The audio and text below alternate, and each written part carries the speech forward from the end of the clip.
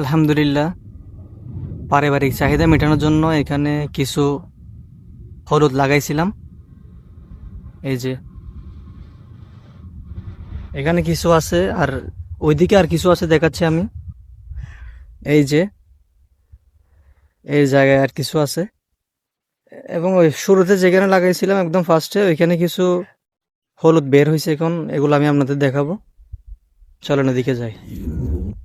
এই যে এখানে কিছু দেখা যাচ্ছে, ওটা একদম বড় হয়েছে।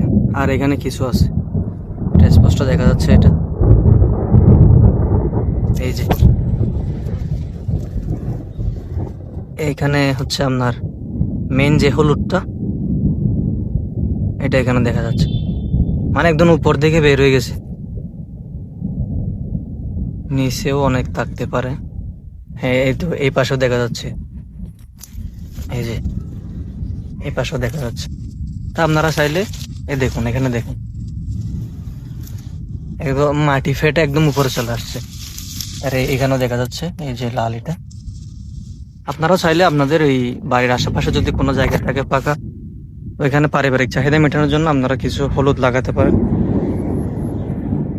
হলুদের গুঁড়া কিন্তু অনেক দামি, আর আপনি দোকানে যেটা কিনবেন ওটা স্বাস্থ্যের জন্য তেমন একটা ভালো সেটা আপনি নিশ্চিত না। আর আপনি যেখানে অর্গানিক ভাবে নিজে এখানে রোপণ করবেন, নিজে যেটা চাষ করবেন, এটা আপনার স্বাস্থ্যের জন্য ভালো। সবাই বাড়ির আশেপাশে যেগুলো জায়গা অবাধ জায়গা পড়ে থাকবে, ওইখানে ছোটখাটো জিনিস লাগানোর চেষ্টা করবেন।